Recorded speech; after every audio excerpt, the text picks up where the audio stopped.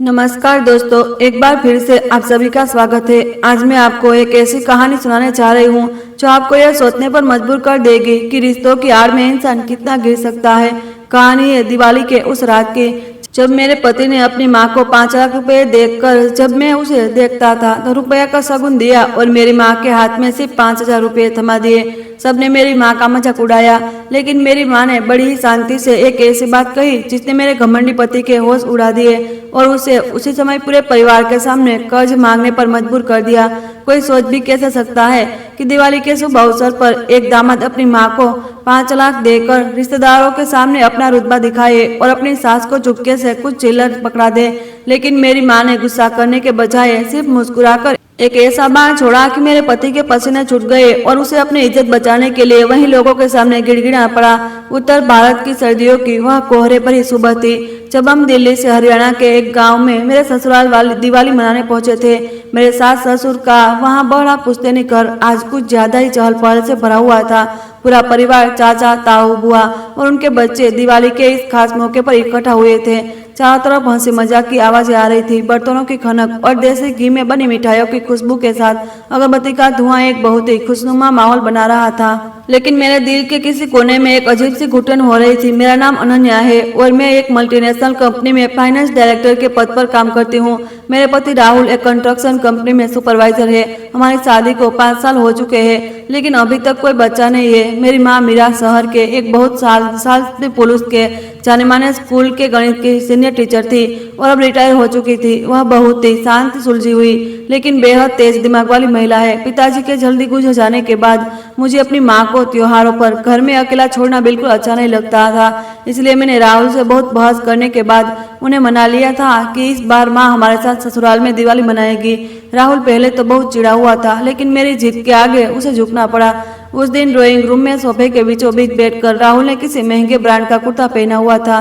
बालों में खूब सारा जेल लगाकर वह लगातार अपने चाचा ताऊ जी के साथ बड़ी बड़ी बातें हाँक रहा था। मेरी सास सावित्री जी बिल्कुल बीच में बैठी, उनका चेहरा गर्व से चमक रहा था और वह लगातार अपने बेटे की प्लेट में मिठाइयाँ रख रही थी। वो पूरे गांव में ढिंढोरा पीटती रहती थी कि उनका बेटा दिल्ली में कोई बहुत बड़ा अफसर है और उसके पास पैसों की कोई कमी नहीं है। सारे रिश्तेदार भी उनकी हाँ में हाँ मिला रहे थे। रमेश चाचा कह रहे थे कि राहुल तो किसी दिन मंत्री बनेगा, तो सुनीता चाची उसकी कमाई की तारीफों के पुल बांध रही थी। इस सब के बीच में और मेरी माँ एक कोने में चुपचाप बैठे थे।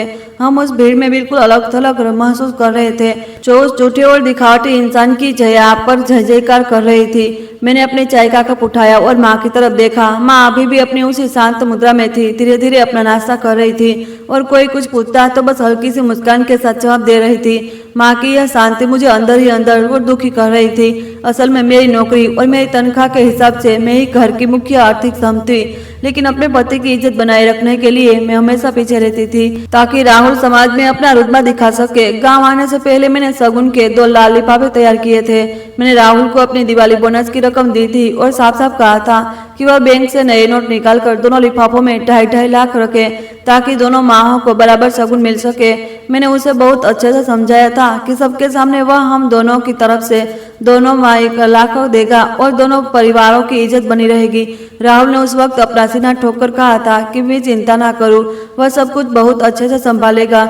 जब महफिल थोड़ी शांत हुई और सब लोग चाय पीते हुए गपशप कर रहे थे, तब रमेश चाचा ने जोर से कहा कि अब समय आ गया है कि बड़े बच्चों को शगुन दे। राहुल तुरंत अपनी जगह से उठा, अपना कॉलर ठीक किया और किसी बड़े महाराजे की तरह कमरे के बीच में आकर खड़ा हो गया। उसने अपनी जेब से हाथ डाला और एक बहुत ही मोटा लिफाफा निकाला। राहुल ने वहां बैठे दर्जनों लोगों की आंखों में आंखें डालते हुए बड़ी शान से घोषणा की कि इस साल उसका बिजनेस बहुत अच्छा चल रहा है। उसे कई बड़े प्रोजेक्ट मिले हैं, इसलिए वह अपनी माँ को एक अच्छी खासी रकम शगुन में देना चाहता है। इतना कहते ही उसने सावित्री जी के हाथों में पूरे 5 लाख की घड़ी रख दी। पूरे कमरे में जैसे तालियां और सीटियों की गूंज उठ गई। सब लोग हैरान रह गए। चाचियां और मामियां आंखें फाड़कर उन कड़कड़ाते नोटों को देखने लगी। सावित्री जी खुशी से फूली नहीं समा रही थी। वो लगातार अपने बेटे को होनहार और आज्ञाकारी बता रही थी। उन्होंने मेरी माँ की तरफ एक बहुत ही घमंडी और तिरछी नजर से देखा। मैं अपनी जगह पर जैसे पत्थर की बन गई थी। मेरे दिल की धड़कन गुस्से और बेचैनी से तेज हो गई। मैंने राहुल से साफ कहा था कि दोनों लिफाफों में 2.5 लाख रखने हैं, तो फिर उसने अपनी मर्जी से सारे पैसे एक ही लिफाफे में क्यों डाल दिए? और मेरी माँ का हिस्सा कहाँ है? मैंने राहुल की तरफ देखा ताकि वह कुछ समझा सके, लेकिन वह मेरी नजरों से बच रहा था और अपने चचेरे भाइयों के साथ शहर के किसी झूठे प्रोजेक्ट की बातें करने लगा। मैंने अपनी मुठ्ठियां इतनी जोर से भीं ली कि मेरे नाखून मेरी हथेलियों में चुभने लगे। अपनी माँ के सामने इतना बड़ा दिखावा करने के बाद राहुल के जैसे अचानक याद आया कि उसकी सास भी वहाँ बैठी है। बच्चों को 500 रुपये बांटता हुआ धीरे से मेरी माँ के पास आया। उसने बड़ी झिझक के साथ अपनी जेब से एक मुड़ता हुआ बहुत पतला लिफाफा निकाला और किसी चोर की तरह जल्दी से मेरी माँ के हाथ में थमा दिया। उसने बहुत ही धीमी आवाज में हैप्पी दिवाली कहा और वहां से मुड़ने लगा। मेरी माँ ने बहुत ही प्यार से मुस्कुराते हुए वह लिफाफा लिया और उसे आशीर्वाद दिया। वह लिफाफा अपने पर्स में रखने ही वाली थी कि मैं अचानक मेरी सास सावित्री जी वहां आ थमकी। दूसरों को नीचा दिखाने की अपनी पुरानी आदत के कारण उन्होंने मेरी माँ के हाथ से वह लिफाफा छीन लिया और जोर से हंसते हुए बोली कि जरा देखें तो सही हमारे अमीर दामाद ने अपनी सास को क्या दिया है। यकीनन यह भी कोई बहुत बड़ी रकम होगी। उनकी इस बदतमीजी से पूरे कमरे में सन्नाटा छा गया। सबकी नजरें उन दोनों पर टिक गई। सावित्री जी ने बिना किसी शर्म के लिफाफा फाड़ा और अपनी उंगलियां अंदर डालकर पैसे निकाले। उसमें से सिर्फ 500 के 10 नोट निकले, यानी कुल मिलाकर सिर्फ 5,000। 1,000 पूरे कमरे का माहौल अचानक से बहुत अजीब हो गया। सावित्री जी ने हाथ में 5 लाख की घड़ी और मेरी माँ के हाथ में वह 5,000 एक ऐसा क्रूर सच दिखा रहे थे जिसे बर्दाश्त करना मुश्किल था। सावित्री जी ने एक बहुत ही व्यंग्यात्मक मुस्कान के साथ जानबूझकर इतनी जोर से कहा कि सब सुन सके कि बेटियों तो शादी के बाद ससुराल की हो जाती है। बेटे की कमाई पर तो उसके अपने परिवार का ही हक होता है। मायके वालों को दामाद की कमाई पर ज्यादा नजर नहीं रखनी चाहिए। रिश्तेदारों में कानाफूसी शुरू हो गई। सुनीता चाची ने मुंह बनाते हुए कहा कि नाम की तो बहू इतनी बड़ी डायरेक्टर है, लेकिन सारा बोझ तो बेचारे राहुल पर ही है। गांव आई है तो मायके से कुछ खास लेकर नहीं आई, बस पति के पैसों पर ऐश कर रही है। रमेश चाचा भी हंसते हुए बोले कि राहुल को पता है कि ससुराल वालों को कितनी अहमियत देनी है। उसने ससुराल वालों को सिर पर नहीं चढ़ने दिया। यह सारे ताने मेरे कानों में शीशे की तरह चुभ रहे थे। उन्हें बिल्कुल नहीं पता था कि वह जो 5 लाख राहुल ने दिए हैं वह मेरी दिन रात की मेहनत की कमाई है। राहुल ने न सिर्फ मेरे पैसों पर अपना हक जताया, बल्कि मेरे पूरे ससुराल के सामने मेरी माँ का भयंकर अपमान किया। मेरा गुस्सा 7वें आसमान पर पहुंच गया। मेरे कान सुन हो गए और मुझे लगा कि मेरे चेहरे से खून उबल रहा है। मैं अपनी जगह से उठने ही वाली थी कि मैं जाकर सावित्री जी हाथ के वह पैसे छीन लूं और राहुल का असली चेहरा सबके सामने ला दूं। मैं चीख चीख कर सबको बताना चाहती थी कि इस घर का असली खर्च कौन उठाता है, लेकिन जैसे ही मैं आगे बढ़ने लगी, एक बहुत ही मजबूत और गर्म हाथ ने मेरी कलाई पकड़ ली। वह मेरी माँ थी। उन्होंने मुझे बहुत ही सख्ती से वापस सोफे पर बिठा दिया। मेरी माँ की तरफ देखा। मेरी आंखों में आंसू थे, लेकिन मेरी माँ के चेहरे पर कोई भाव नहीं था, ना अपमान, ना गुस्सा और ना ही कोई दुख। एक गणित की अनुभवी शिक्षिका की वह तेज आंखें अपने चश्मे के पीछे से बहुत ही ठंडी और गणनात्मक लग रही थी। उन्होंने मेरे हाथ पर थपकी दी और अपनी आंखों से मुझे चुपचाप तमाशा देखने का इशारा किया। माँ की इस अजीब सी शांति ने मुझे अंदर तक हैरान कर दिया। मैंने एक गहरी सांस ली और अपने अंदर उठ रहे तूफान को शांत करने की कोशिश की। कमरे में अभी भी रिश्तेदारों की वह चुभने वाली हंसी गूंज रही थी। तभी मेरी माँ धीरे से अपनी जगह से उठी। उनके खड़े होने के अंदाज में एक ऐसा रुतबा था जो सालों तक हजारों बच्चों को संभालने वाले शिक्षक में होता है। उन्होंने बहुत सौम्य तरीके से मुस्कुराते हुए उन सभी चेहरों की तरफ देखा जो अभी हमारी हंसी उड़ा रहे थे। फिर उनकी नजर राहुल पर आकर टिक गई। अपनी बहुत ही स्पष्ट और मधुर आवाज में मेरी माँ ने बोलना शुरू किया। उन्होंने कहा कि आज दिवाली के इस पवित्र दिन पर दोनों परिवारों को यूं साथ देकर उन्हें बहुत खुशी हो रही है। खासकर राहुल को इतना बड़ा आदमी बनते देखकर अपनी माँ को इतनी बड़ी रकम सगुन में दे सकता है, यह बहुत गर्व की बात है। माँ ने हर शब्द पर जोर देते हुए कहा कि राहुल इस परिवार का गौरव है और बाकी बच्चों को उसमें सीखना चाहिए। अपनी सास ने इतनी तारीफ सुनकर राहुल का सीना गर्व से चौड़ा हो गया। वो अपने बाल खुजराते हुए बहुत ही घमंड से मुस्कुराने लगा।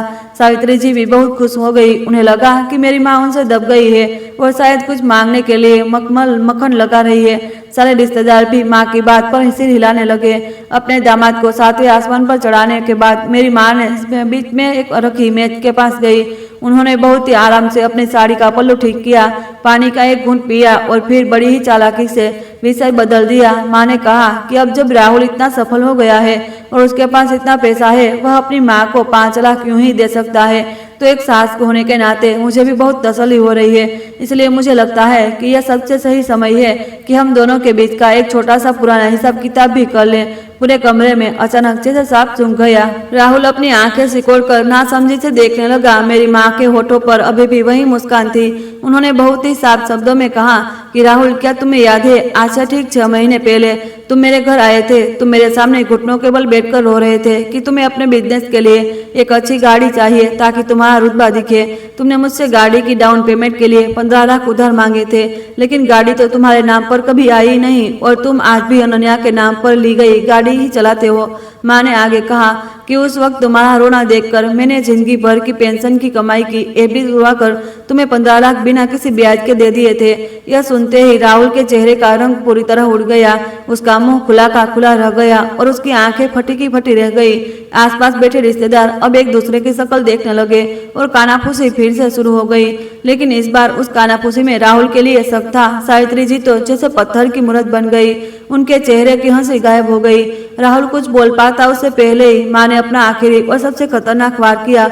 उन्होंने कहा कि हमारे शास्त्रों में लिखा है कि पुराने कर्ज को नए साल या किसी बड़े त्योहार के बाद तक नहीं खींचना चाहिए, इससे बरकत रुक जाती है। माँ ने कहा कि पिछले कुछ महीनों से तुम मंदी का रोना रो रहे थे, इसलिए मैंने तुमसे पैसे नहीं मांगे। लेकिन आज जब मैं देख रही हूँ कि तुम्हारे पास कैश की कोई कमी नहीं है और तुम इतने दरियादिल हो रहे हो, तो यकीनन तुम्हारे बैंक अकाउंट में करोड़ों रुपए पड़े होंगे। इसलिए मैं चाहती हूँ कि तुम आज ही इस शुभ दिन पर मेरे वह 15 लाख मेरे खाते में ट्रांसफर कर दो, ताकि मैं उन पैसों को वापस बैंक में डालकर बुढ़ापे में अपनी दवाइयों के लिए कुछ ब्याज कमा सकूं। उन्होंने एक और गहरी बात कही कि राहुल, तुम तो इतने बड़े आदमी हो, तुम कभी नहीं चाहोगे कि इन 15 सम्मानित रिश्तेदारों के सामने तुम अपनी सास के बुढ़ापे का पैसा हड़पने का इल्जाम लगे। मेरी माँ का तर्क इतना सटीक था कि कोई एक शब्द भी नहीं बोल सकता था। उन्होंने राहुल के उसी झूठे अमीर वाले नाटक का मात्र दार करते हुए उन्होंने 15 सम्मानित खड़े इस्तेमाल करके उसे ऐसी जगह फंसा दिया था जहां से वह पीछे नहीं हट सकता था। ड्राइंग रूम का माहौल अब इतना तनावपूर्ण हो गया था कि जैसे कोई बम फटने वाला हो। राहुल वहां बुत बनकर खड़ा था। उसका चेहरा पीला पड़ चुका था और उसके मुंह से एक भी शब्द नहीं निकल रहा था। मेरी माँ के इस पलटवार ने उस घमंडी इंसान की सबसे कमजोर नस पर वार किया था और उसे एक झटके में एक रईसजादे से एक कर्जदार में बदल दिया था, जिसकी सरेआम बेइज्जती हो रही थी। मेरे ससुराल में आज से पहले कभी इतनी शांति नहीं हुई थी। अब लोगों की नजरों में राहुल के लिए कोई इज्जत नहीं थी, बल्कि एक बहुत ही गहरी शक की भावना थी। रमेश चाचा खांसते हुए इधर उधर देखने लगे ताकि वह इस अजीब सी स्थिति से बच सके। सुनीता चाची ने अपनी बगल वाली रिश्तेदार को कोनी मारी और मुंह सिकोड़ लिया। एक ऐसा आदमी जो अपनी सास के पेंशन के पैसे उधार लेकर दिखा करता है और फिर उसी पैसे को दूसरे पर लुटाकर अपनी महानता साबित करता है, यह दुनिया की सबसे शर्मनाक बात थी। राहुल को समझ नहीं आ रहा था कि वह अपने हाथ कहाँ छुपाए। उसके माथे पर पसीने की बूंदें चमकने लगी थी। बाहर कड़ाके की ठंड थी, लेकिन उसके पसीने छूट रहे थे। उसने एक बहुत ही झूठी और घबराई हुई मुस्कान के साथ मेरी माँ के पास जाकर बहुत ही धीमी आवाज में कहा कि माँ, मैं आपको अगले हफ्ते बैंक जाकर पैसे दे दूंगा। आज छुट्टी का दिन है। इतनी बड़ी रकम ट्रांसफर करने में सर्वर भी दिक्कत में आ सकती है। लेकिन मेरी माँ बिल्कुल भी पिघलने वाली नहीं थी। उन्होंने अपने पर्स से अपना स्मार्टफोन निकाला और उसे मेज पर रख दिया। माँ ने बहुत ही ठंडे दिमाग से जवाब दिया कि आजकल मोबाइल बैंकिंग 24 घंटे चलती है, चाहे छुट्टी हो या त्योहार, पैसे कुछ ही सेकंड में पहुंच जाते हैं। तुम अभी अपना फोन निकालो और ट्रांसफर करो। अगर तुम्हारे खाते में अभी पूरे पैसे नहीं है तो तुम देखिएगा कि अपनी माँ से वह 5 लाख वापस ले सकते हो, ताकि मुझे कुछ हिस्सा तो मिल जाए। बाकी के पैसे तुम मुझे 2 दिन में दे देना। पैसे वापस करने की बात सुनते ही सावित्री जी तुरंत हरकत में आ गई। उन्होंने उन 5 लाखों की गड्डी को कसकर अपने सीने से लगा लिया और 2 कदम पीछे हट गई। सावित्री जी ने बहुत ही तेज आवाज में कहा कि बेटे ने जो पैसा अपनी माँ को सगुन में दिया है वह तो भगवान का आशीर्वाद होता है। भला कोई माँ वह पैसा करके वापस करके अपनी समधन का कर्ज कैसे चुका सकती है। उन्होंने उस पैसे को किसी खजाने की तरह पकड़ लिया और अपने लाडले बेटे को इस मुसीबत में अकेला छोड़ दिया। अपनी ही माँ के इस बात भरी हरकत ने राहुल को बेइज्जती के दलदल में और गहरे धकेल दिया। मेरी माँ ने अपना चश्मा उतारा और उसे अपने रुमाल में साफ किया। अब उनकी आवाज में एक बहुत ही सख्त लहजा आ गया था। उन्होंने कहा कि पैसे का लेन देन बहुत ही साफ होना चाहिए। माँ ने सीधे शब्दों में धमकी दी कि अगर आज राहुल अपनी हैसियत साबित नहीं कर पाया और उनसे मेरे पैसे नहीं लौटाए जैसा कि वह दावा कर रहा है, तो मुझे मजबूरी में पुलिस का सहारा लेना पड़ेगा। इतनी बड़ी रकम लेकर वापस ना करना धोखाधड़ी का मामला बनता है। और जब पुलिस इस गांव में पूछताछ के लिए आएगी तो मुझे मत कहना कि मैंने समधन की इज्जत का ख्याल नहीं रखा। मेरी माँ की यह धमकी राहुल के मुंह पर किसी तमाचे जैसी थी। वह सच में बुरी तरह डर गया था। एक घमंडी आदमी की सारी इज्जत उसके रिश्तेदारों के सामने तार तार हो चुकी थी। राहुल के कांपते हाथों से अपना फोन निकाला और बैंक का ऐप खोलने लगा। मैं उसके बगल में ही खड़ी थी। मैंने तिरछी नजर से देखा कि उसके एक अकाउंट में सिर्फ कुछ शौक थे और दूसरे अकाउंट में पूरी तरह खाली था। उसके पास कुछ था ही नहीं। पूरी तरह फंस जाने के बाद राहुल की हालत खराब थी।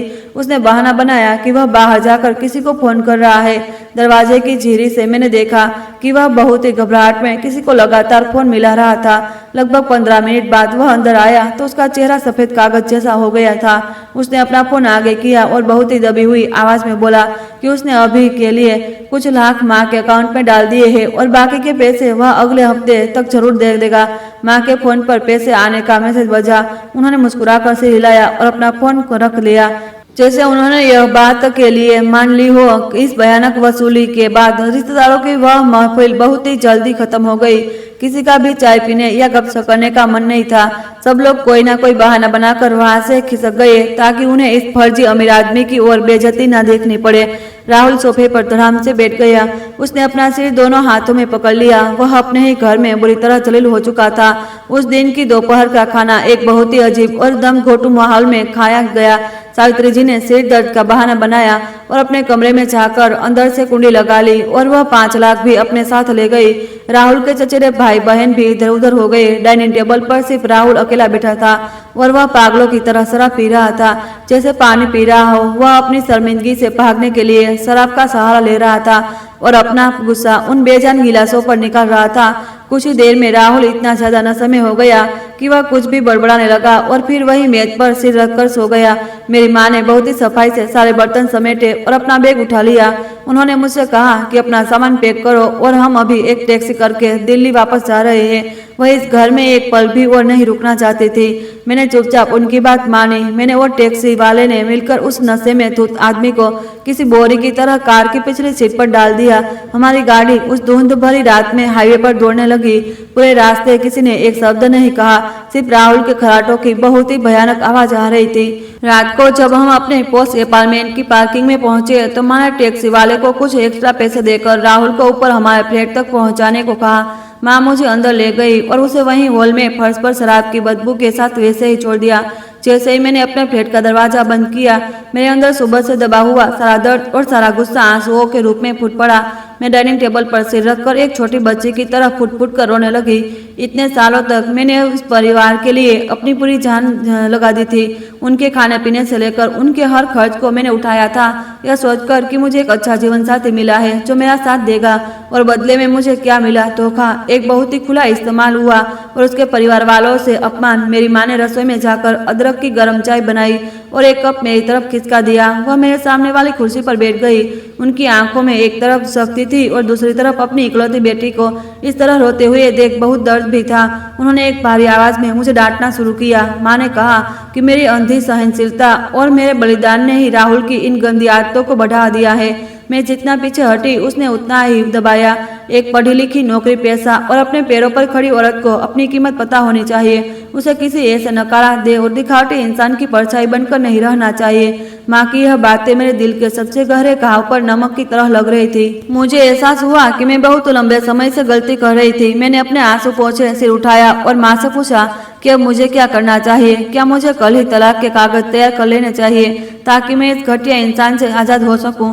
मेरी माँ ने तुरंत नामे से हिलाया। उन्होंने मुझे समझाया कि इस वक्त तलाक लेना एक बहुत ही बेवकूफ़ी भरा कदम होगा। यह फ्लैट मैंने शादी से पहले खरीदा था, इसलिए यह मेरी निजी संपत्ति है। लेकिन शादी के इन 5 सालों में जो भी पैसा मैंने जोड़ा है, जो गाड़ी है, जो एफडी है, अगर हम अभी काट जाते हैं तो कानूनन वह सब हमारी साझी संपत्ति मानी जाएगी और उसे आधा हिस्सा देना पड़ेगा। इसके अलावा उस आदमी के घमंड और दिखावे को देखते हुए माँ को शक था कि राहुल ने मेरी पीठ पीछे ना जाने और कितने गंदे कर्ज ले रखे होंगे। अगर मैंने जल्दबाजी की तो मुझे उसके उन कर्जों का बोझ भी उठाना पड़ सकता है। माँ ने मेरा हाथ अपने हाथों में लिया उन हाथों में दुनिया भर का तजुर्बा था। उन्होंने मुझे हिदायत दी कि मुझे अपना दिमाग बिल्कुल ठंडा रखना होगा। अब रोने धोने का समय नहीं है और ना ही हमें कोई ऐसा कदम उठाना है जिससे राहुल को शक हो। मेरा सबसे पहला काम अब यह था कि मैं राहुल की असली आर्थिक स्थिति की पूरी जांच करूं। मुझे उसके सारे उधार पैसों की उसे हेरा फेरी का सबूत ढूंढना था ताकि मैं अपनी खुद की मेहनत की कमाई को सुरक्षित कर सकूं। इससे पहले कि मैं उससे हमेशा के लिए रिश्ता तोड़ूं, माँ ने मेरे कंधे पर हाथ रखा और कहा कि मैं अभी अपना कोट पहनूं और नीचे बेसमेंट में जाऊं। जब तक राहुल नशे में बेहोश है, मुझे उसके फोन को अनलॉक करके सब कुछ चेक करना है अपनी जिंदगी को बचाने की। मेरी यह असली लड़ाई आज उसी रात से शुरू होने वाली थी। मैंने एक हल्का सा कोट अपने कंधों पर डाला और फ्लैट से बाहर निकल गई। बाहर कॉरिडोर में बिल्कुल सन्नाटा था, सिर्फ मेरी चप्पलों की आवाज गूंज रही थी। लिफ्ट मुझे 15वीं मंजिल से सीधे बेसमेंट में ले गई, जहां दिल्ली की सर्दियों की वह चुभने वाली ठंडी मेरा इंतजार कर रही थी। मेरे मन में इस वक्त हजारों सवाल चल रहे थे। एक तरफ मैं सोच रही थी कि शायद राहुल सिर्फ एक झूठा और घमंडी इंसान है, और दूसरी तरफ मुझे उस भयानक सच का भी डर था जो मुझे मिलने वाला था। माँ की बातें मेरे कानों में गूंज रही थी कि मुझे एक फाइनेंस डायरेक्टर की तरह सोचना है, एक टूटी हुई पत्नी की तरह नहीं। पार्किंग में एक अजीब सी खामोशी थी और पीली सी ट्यूबलाइट की रोशनी में कई गाड़ियां खड़ी थी। हमारी गाड़ी बिल्कुल कोने में थी। मैं आगे बढ़ी और मैंने गाड़ी का दरवाजा खोला। अंदर से शराब की इतनी भयंकर बदबू आई कि मुझे उबकाई आ गई। राहुल अभी भी ड्राइविंग सीट पर उसी तरह पड़ा था, मुंह खुला हुआ था और उसके खराटे किसी ट्रैक्टर इंजन की तरह बज रहे थे। वह इंसान इतनी गहरी नींद में था कि उसे अपनी जिंदगी में आने वाले इस भयंकर तूफान का कोई अंदाजा नहीं था। मैंने एक लंबी सांस ली और बहुत ही दबे पांव गाड़ी के अंदर घुसी। मैंने दरवाजा बहुत धीरे से बंद किया ताकि कोई आवाज ना हो। पार्किंग की वह हल्की सी रोशनी उस धोखेबाज के पसीने से भरे चेहरे को देखने के लिए काफी थी। मैंने उसके कोट पर पट के पेंट के जेबें टटोली और उसका वह नया और सबसे महंगा स्मार्टफोन निकाला जो मैंने ही उसे पिछले जन्मदिन पर गिफ्ट किया था। फोन की स्क्रीन काली थी। मैंने राहुल की भारी भरकम हाथ उठाया, उसके दाएं हाथ तर्जनी उंगली को पकड़ा और बहुत ही धीरे से फोन फिंगरप्रिंट सेंसर पर रखा दिया। एक हल्की सी क्लिक की आवाज हुई और फोन का लॉक खुल गया। स्क्रीन की तेज रोशनी से मेरी आंखें चुंधिया गई। मैंने अपनी खोज की शुरुआत की। एक फाइनेंस डायरेक्टर होने के नाते मुझे पता था कि मुझे समय कहाँ बर्बाद नहीं करना है। मैं सीधे उसके SMS, व्हाट्सएप और बैंकिंग एप्स के फोल्डर में गई और सच में राहुल की आलस वाली आदत ने ही उसे फंसा दिया था। उसने ना तो उसने अपने ट्रांजैक्शन की हिस्ट्री डिलीट की थी और ना ही बैंक के मैसेज। एक एक मैसेज और एक एक नंबर मेरी आंखों के सामने किसी तेजधार चाकू की तरह चमक रहा था। मैंने सबसे पहले उसका मुख्य बैंक ऐप खोला और पिछले 6 महीने की हिस्ट्री चेक की। एक बहुत ही लंबी लिस्ट मेरे सामने थी जिसमें सिर्फ पैसे बाहर जाने की एंट्री थी। उसकी कंपनी से कोई खास सैलरी नहीं आ रही थी, सिर्फ पैसे ट्रांसफर हो रहे थे। मेरी आंखें तब फटी की फटी रह गई जब मैंने देखा कि हर महीने 5,000, 10,000 की रकम सावित्री जी यानी मेरी सास के खाते में जा रही थी और उनके साथ मैसेज में बहुत ही संस्कारी बातें लिखी थी। कभी माँ की दवाइयों के लिए तो कभी माँ के खर्चे के लिए। बात यहीं खत्म नहीं हुई। विक्रम यानी राहुल के छोटे भाई के खातों में भी लगातार पैसे की बारिश हो रही थी। विक्रम गांव में रहता था, कोई काम धंधा नहीं करता था, बस आवारागर्दी करता था, लेकिन राहुल हर महीने उसे पैसे भेजता था। कभी विक्रम की दारू पार्टी के लिए, कभी नए कपड़ों के लिए, तो कभी विक्रम के बच्चे के डायपर के लिए। मुझे यह देखकर बहुत ही गहरी चोट लगी कि जो पैसा मैं दिन रात एक करके ऑफिस की पॉलिटिक्स और बाजार के तनाव को झेलकर कमा रही थी, वो मेरा पति अपने उस लालची परिवार पर दान कर रहा था। लेकिन जो चीज मेरे लिए सबसे ज्यादा खौफनाक थी वह थी एक ऐसा अकाउंट जिसमें सबसे ज्यादा और सबसे बड़ी रकम ट्रांसफर हुई थी। वह अकाउंट नेहा शर्मा के नाम से था और राहुल के फोन में वह नंबर नेहा बॉस के नाम से सेव था। हर ट्रांसफर के साथ जो मैसेज लिखा था वह बहुत ही अजीब था, जैसे बॉस के लिए गिफ्ट, बॉस की शॉपिंग का बिल या रकम कही गई वह 20,000 से भी ऊपर की थी। मेरे दिमाग में एक बहुत ही खतरनाक घंटी बजी। कोई भी बॉस अपने कर्मचारी से इस तरह के मैसेज के साथ पैसे नहीं लेता। मेरे हाथ बुरी तरह कांपने लगे। मैंने जल्दी जल्दी उन सभी ट्रांजैक्शन के स्क्रीनशॉट लिए और उन्हें अपने व्हाट्सएप पर भेजा दिया। फिर मैंने राहुल के फोन से वह सारे सेंड मैसेज डिलीट कर दिए। उस महंगी गाड़ी में उस सुनसान बेसमेंट में बैठे हुए मुझे ऐसा लग रहा था जैसे मैं किसी बहुत ही गहरी खाई में गिरती जा रही हूँ। लेकिन यह तो सिर्फ शुरुआत थी। मैंने एक और बैंकिंग ऐप खोला जो उस क्रेडिट कार्ड का था जो मैंने राहुल को 2 साल पहले दिया। वह उसे यह कार्ड इसलिए दिया था ताकि वह घर का जरूरी सामान ला सके या अपनी गाड़ी में पेट्रोल भरवा सके। इस कार्ड की प्राइमरी होल्डर मैं थी और इसका सारा बिल मैं भरती थी। जब मैंने पिछले महीने का स्टेटमेंट खोला तो मेरी सांसें रुक गई। सबसे ऊपर एक एंट्री थी जिसमें ATM से पूरे 5 लाख कैश निकाले गए थे और वह भी दिवाली के ठीक एक दिन पहले, और इसके साथ ही कैश निकालने के लिए एक बहुत ही भारी पेनल्टी और भयंकर ब्याज भी उस कार्ड पर लग चुका था। मेरा गला सूख गया और मुझे अपने ही हालात पर हंसी आने लगी। तो वह जो 5 लाख के कड़क नोट राहुल ने पूरे गांव और रिश्तेदारों के सामने अपनी मां को देकर अपनी महानता साबित की थी, वह असल में मेरे ही क्रेडिट कार्ड से चोरी किए गए थे। उसने अपनी कड़क नोट राहुल से पूरे गांव और जहाँ कही गई वह डाले देखकर अपने लिए करने के लिए वादे करे, झूठी शान दिखाने के लिए और अपनी माँ को खुश करने के लिए मेरी मेहनत की कमाई चुराई और वे सारा ब्याज और कर्ज मेरे सिर पर डाल दिया। इस इंसान की नीचता की हद कोई नहीं थी। एक आम इंसान ऐसी सोच भी नहीं रख सकता, लेकिन यह बुरा सपना अभी खत्म नहीं हुआ था। मैंने बैंकिंग ऐप बंद किया और फोन की होम स्क्रीन पर आई सबसे आखिरी पेज पर एक हिडन फोल्डर था जहां मुझे बहुत सारे इंस्टेंट लोन और सट्टेबाजी वाले एप्स के आइकॉन दिख रहे। यह वह एप्स होते हैं जो बिना किसी कागज के तुरंत लोन दे देते हैं, लेकिन उनका ब्याज इतना ज्यादा होता है कि इंसान बर्बाद हो जाता है। मैंने राहुल के अंगूठे का इस्तेमाल करके ऐप खोला। स्क्रीन पर लाल रंग का एक बहुत बड़ा अलर्ट आ रहा था कि 5 लाख का लोन ओवरड्यू है और उस पर पेनल्टी लगाकर वह 3 लाख हो चुका है। मैं पागलों की तरह बाकी ऐप खोलने लगी। दूसरे ऐप में 5 लाख का कर्ज था, तीसरे में 8 लाख का। कुल मिलाकर राहुल के सिर पर 25 लाख से भी ज्यादा ऐसा काला कर्ज था जिसका ब्याज हर घंटे बढ़ रहा था। वह एक ऐप से पैसे निकालकर दूसरे का कर्ज चुका रहा था, सिर्फ इसलिए ताकि वह शहर में एक अमीर डायरेक्टर का नाटक कर सके, अपने नल्ले भाई को पाल सके और उस नेहा नाम की औरत पर पैसा लुटा सके। मेरा पूरा शरीर बर्फ की तरह ठंडा पड़ गया। मेरा पति सिर्फ एक धोखेबाज लालची इंसान नहीं था, बल्कि वह एक ऐसा चलता फिरता बम था जो कभी भी फट सकता था और मुझे और मेरी माँ को सड़क पर ला सकता था। अगर मैं आज यह सब नहीं देखती और उस पर भरोसा करती रहती तो बहुत जल्दी गुंडे मेरे सीट प्लेट पर कब्जा कर लेते, मेरी गाड़ी छीन लेते, मेरी सारी मेहनत खत्म हो जाती। मैंने अपने होठों को इतनी जोर से काटा कि खून निकल आया ताकि मेरी चीख बाहर ना निकले। एक फाइनेंस प्रोफेशनल होने के नाते मैंने अपने दिमाग को काम कर लगाया। मैंने बहुत ही तेजी से उन सभी ऐप से अकाउंट स्टेटमेंट डाउनलोड की और वह सारी फाइलें अपने काम में लगते हैं तो उन सभी बातें ईमेल और व्हाट्सएप पर भेज दी। मैंने एक हर सबूत को एक बैकअप और अलग अलग जगह पर रखा ताकि कोई भी चीज मिट ना सके। अपना काम खत्म करने के बाद मैंने राहुल के फोन से हर वह निशान मिटा दिया जिससे उसे पता चले कि मैंने फोन छुआ है। मैंने स्क्रीन लॉक की और फोन वापस उसकी जेब में ठुसा दिया। मैं गाड़ी से बाहर निकली और जोर से दरवाजा बंद किया। बेसमेंट के सन्नाटे में वह आवाज गूंज उठी। मैंने गाड़ी के शीशे में अपनी परछाई देखी, एक ऐसी औरत जिसकी आंखें लाल थी, बाल बिखरे थे, लेकिन उसके अंदर से अब आंसुओं की जगह बदले और नफरत की एक बहुत बड़ी आग भड़क उठी थी। अब मैं कल वाली बेचारी और सहमी हुई पत्नी नहीं थी। मुझे यह जंग हर हाल में जीतनी थी, अपने आत्मसम्मान के लिए, अपने पैसों के लिए और अपनी माँ की शांति के लिए। अगली सुबह जब आसमान में सूरज की हल्की किरणें निकली, कोहरा कुछ छंटा हुआ था। मैं रात भर सो नहीं पाई थी। लिविंग रूम के सोफे पर बैठे उन सभी सबूतों को दिमाग में जोड़ रही थी। मेरी माँ सुबह जल्दी उठ गई और उन्होंने मेरे लिए बादाम और केसर वाला गरम दूध बनाया। उन्होंने मुझसे एक बार भी नहीं पूछा कि मुझे क्या मिला, बस वह दूध का गिलास मेरे हाथ में दिया और कहा कि इसे पी लो कि लड़ाई के लिए ताकत आ सके। सुबह के करीब 8 बजे थे। राहुल अभी तक पार्किंग से ऊपर नहीं आया था। तभी अचानक हमारे फ्लैट की डोरबेल बहुत जोर जोर से बजने लगी। कोई लगातार बिना रुके बेल बजा रहा था जैसे दरवाजा तोड़ना चाहता हो। मैंने गुस्से में भवन सिकोड़ी और दरवाजे में आई होल से देखा। बाहर कॉरिडोर में 3 ऐसे चेहरे खड़े थे जिन्हें देखकर मेरा खून खोल गया। मेरे साथ सावित्री जी, जिनके हाथ में एक बहुत बड़ा सूटकेस था, उनके बगल में विक्रम खड़ा था जिसके एक बहुत ही ढीला ढाला सा सूट पहना हुआ था और जो बहुत अजीब गरीब लग रहा था। विक्रम की पत्नी पूजा, जो अपने छोटे से बच्चे को गोद में लिए हुए थी और बहुत थकी हुई लग रही थी।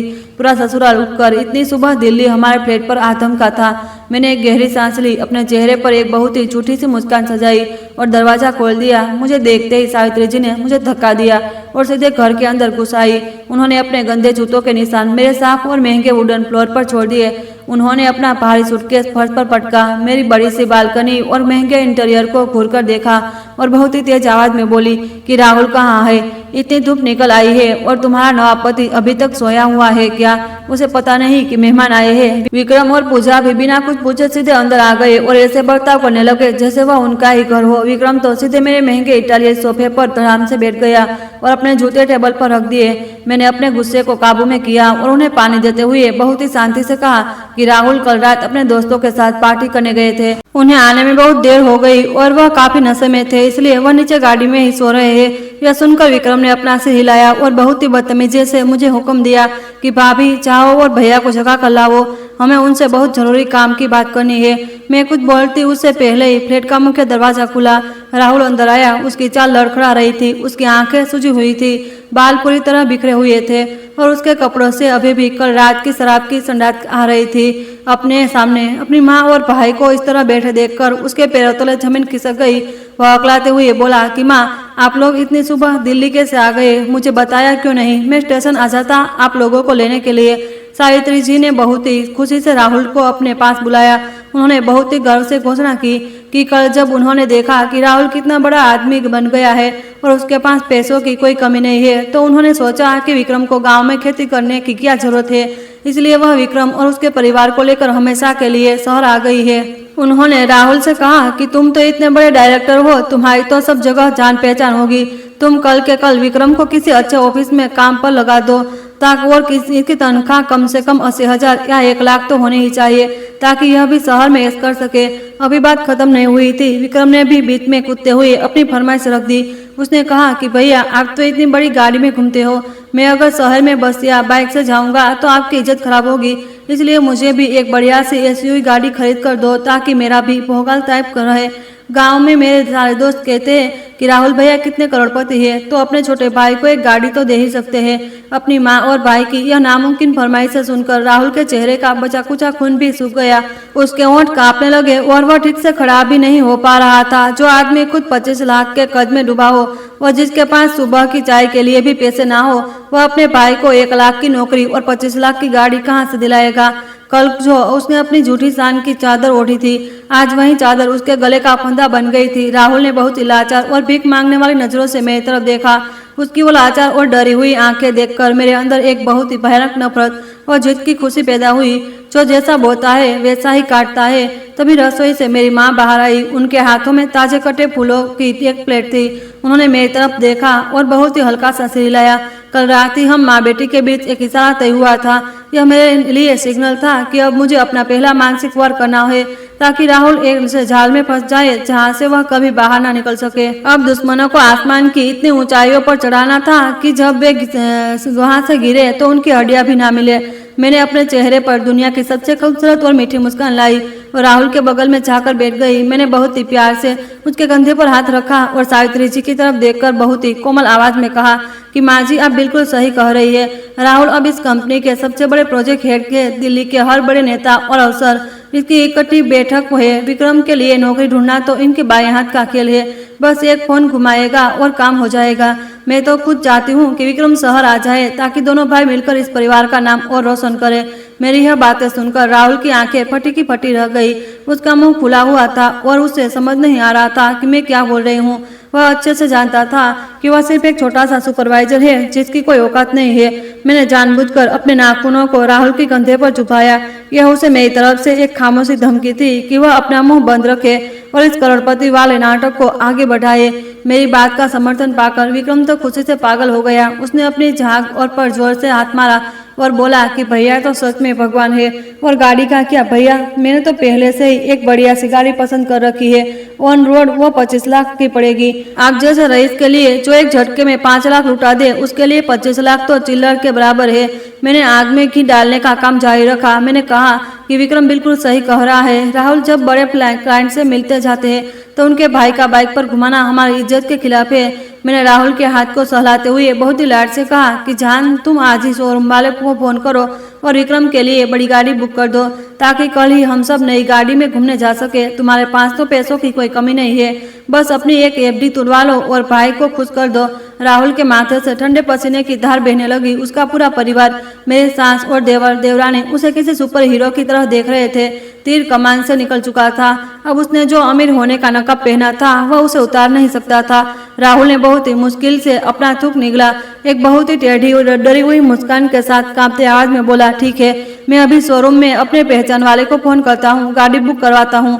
इतने कहते ही वह शोरूम जाने का बहाना बनाकर वहां से भाग गया मुझे बहुत अच्छे से पता था कि वह वॉशरूम में जाकर क्या करने वाला है।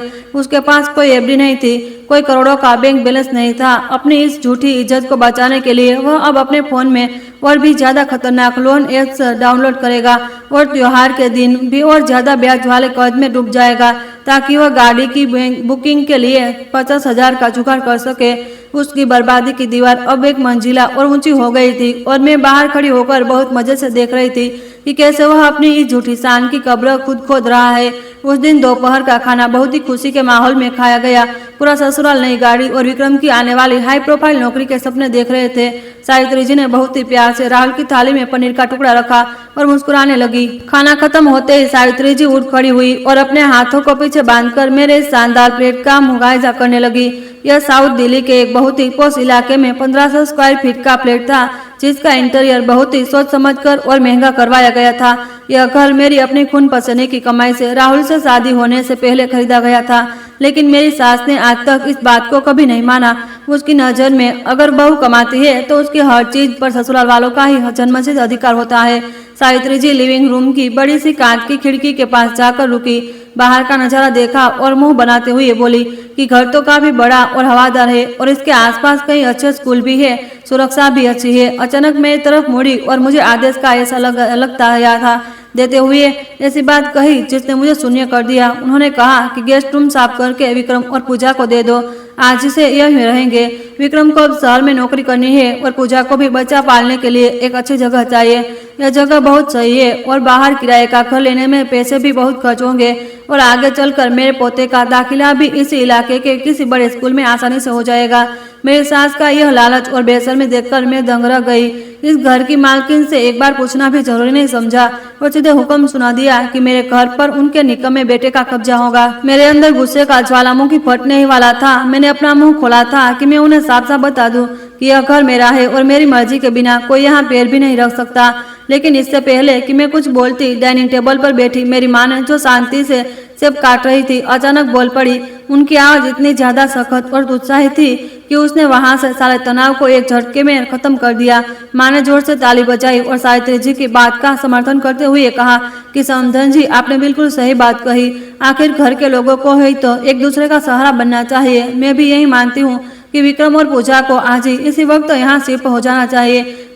इसमें तो कोई सोचने वाली बात ही नहीं है। मैं और राहुल दोनों हैरान होकर माँ की तरफ देखने लगे। विक्रम और पूजा तो खुशी से झूम उठे और मेरी माँ को हाथ जोड़कर धन्यवाद देने लगे।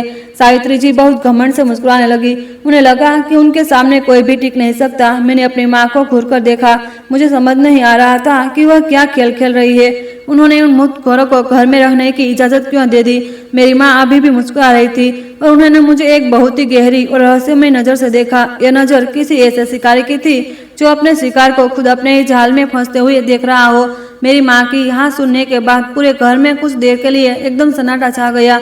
मुझे अपने कानों पर यकीन नहीं हो रहा था कि मेरी माँ ने इतनी बड़ी और बेतुकी मांग को कैसे मान लिया। यह फ्लैट मेरी सालों की मेहनत था, मेरी निजी जगह थी। मैं इसे अपने देवर के हवाले कैसे कर सकती थी। सावित्री जो तो खुशी से फूली नहीं समा रही थी। विक्रम और पूजा ने भी जल्दी जल्दी अपना सामान उठा लिया, लेकिन इससे पहले कि वे कमरे में जाते, मेरी माँ ने अपना हाथ उठाकर उन्हें रुकने का इशारा किया। उन्होंने बहुत ही इत्मीनान से अपनी साड़ी ठीक की, पानी पिया और फिर एक शिक्षिका वाले गंभीर लहजे में अपना अगला पासा फेंका। माँ ने सीधे राहुल की आंखों में देखा, मुस्कुराते हुए बहुत ही साफ शब्दों में कहा कि राहुल अब हमारा बहुत बड़ा आदमी बन गया है। देवी हो, अब भी वीआईपी इंसान है, उसके पास करोड़ों का पैसा है। इसे इतनी बड़े रुतबे वाले इंसान का दिल्ली के इस छोटे से 1500 स्क्वायर फीट के फ्लैट में रहना उसकी शान के खिलाफ है। जब उसके विदेशी क्लाइंट उससे मिलने आएंगे तो क्या सोचेंगे। इसलिए कुछ दिन पहले ही मेरी क्लाइंट उसके प्लानिंग के 2 दिन में राहुल और अनन्या से बात हुई है और हमने तय किया है कि हम इस फ्लैट को तुरंत बेच देंगे और वह पैसा मिलाकर गुरुग्राम में एक 500 गज का बड़ा सा आलीगंज बंगला खरीदेंगे। वह बंगला शब्द सुनते ही सावित्री की आंखें किसी कार की हेडलाइट की तरह चमकने लगी। विक्रम और पूजा भी अपने भाई की यह तरक्की देखकर हैरान थे और उसे किसी भगवान की तरह देख रहे थे।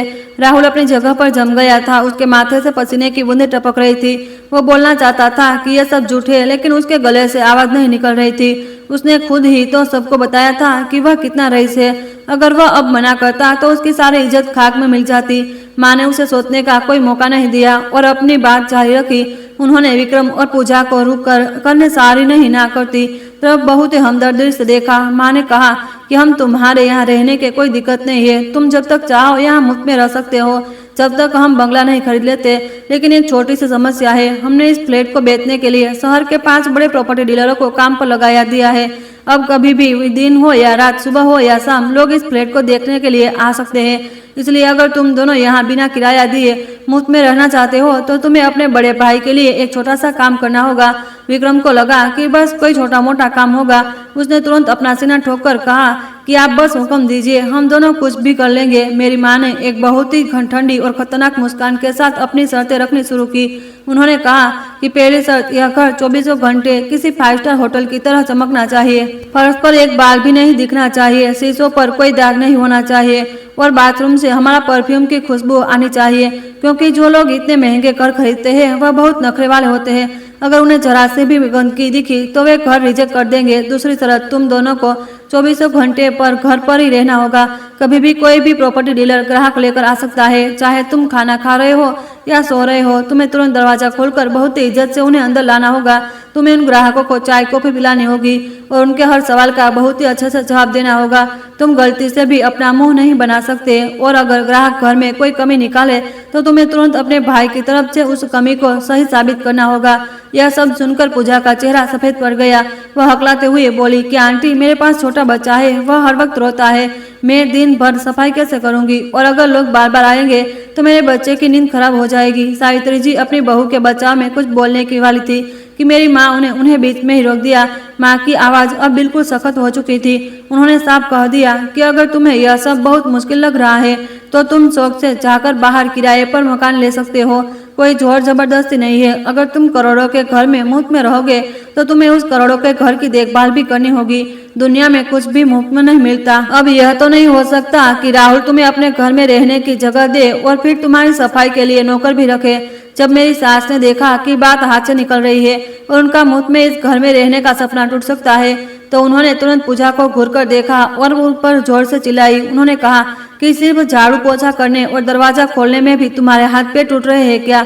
सावित्री जी ने पूजा को हर हाल में राजी होने के लिए मजबूर कर दिया, क्योंकि वह इस शानदार फ्लैट को हाथ से जाने नहीं देना चाहती थी। आखिर में विक्रम और पूजा को बेमन से मेरी माँ की हर एक शर्त माननी पड़ी। उन्हें बिल्कुल भी इस बात का अंदाजा नहीं था कि उनकी यह उन्हें घर के मेहमान नहीं बल्कि एक मुफ्त का नौकर और गार्ड बनाने वाली थी। अब उनके आराम के दिन खत्म हो चुके थे। मैं पास बैठी यह सब देख रही थी और अपनी हंसी रोकने के लिए मैंने अपने होठ दबा रखे थे। मेरी माँ की इस चाल ने मुझे उनका फैन बना दिया था। उन्होंने न सिर्फ मेरी सास के घर पर कब्जा करने के प्लान को बर्बाद किया बल्कि उन मुफ्तखोरों को इस घर को जल्दी से जल्दी बेचने का मशीन बना दिया था। और वह जो राहुल था, मेरा वह धोखेबाज पति, वह बस सिर झुकाए फर्श को घूर रहा था। उसका पसीना रुकने का नाम नहीं ले रहा था। वो मेरी माँ के इस परफेक्ट मास्टर स्ट्रोक के सामने पूरी तरह लाचार हो चुका था।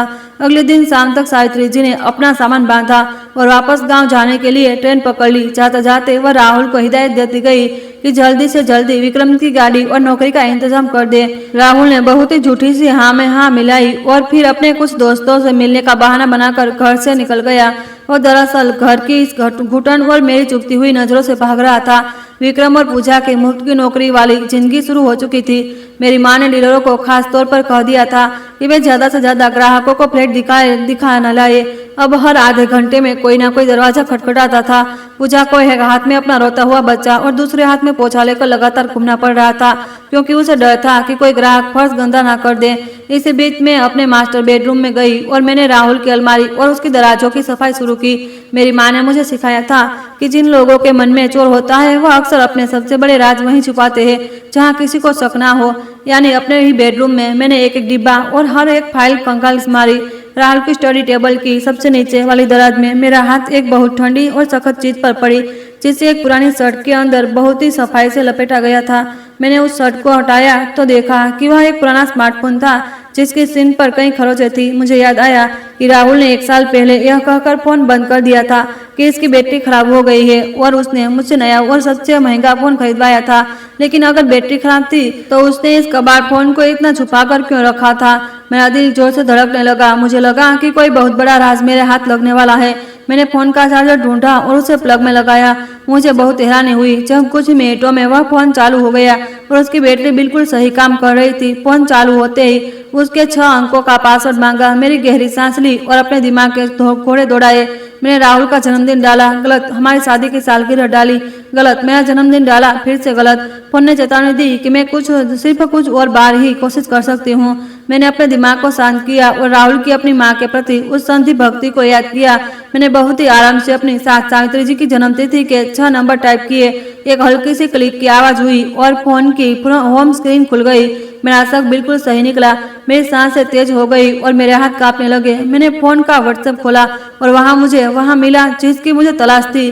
सबसे ऊपर एक ही नाम था, नेहा बोस। लेकिन इस बार वहां कोई बैंक ट्रांजैक्शन की बातें नहीं थी, बल्कि बहुत लंबी लंबी चैट थी। वह चैट ऐसी थी जिन्हें पढ़कर किसी भी पत्नी का खून खोल जाए।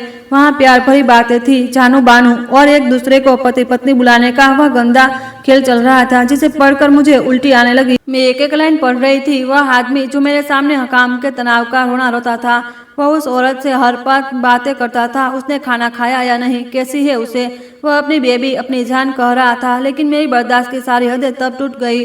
मैंने गैलरी खोलकर वह तस्वीरें देखी, दर्जनों तस्वीरें जिनमें वह दोनों किसी बहुत ही महंगे रिजॉर्ट में छुट्टियां मना रहे थे, एक दूसरे की बाहों में लिपटे हुए थे। एक तस्वीर में वह 1.5 लाख का डिजाइनर बैग था जो राहुल ने उसे वैलेंटाइन डे पर दिया था और मुझे उस दिन सड़क बॉक्स को लेकर बात करने के लिए कहने को कहा। किनारे से खरीदा हुआ एक सस्ता सा गुलाब थमा दिया था। तभी मेरी नजर एक तस्वीर पर पड़ी जिसने मेरे दिमाग की नसें फाड़ दी।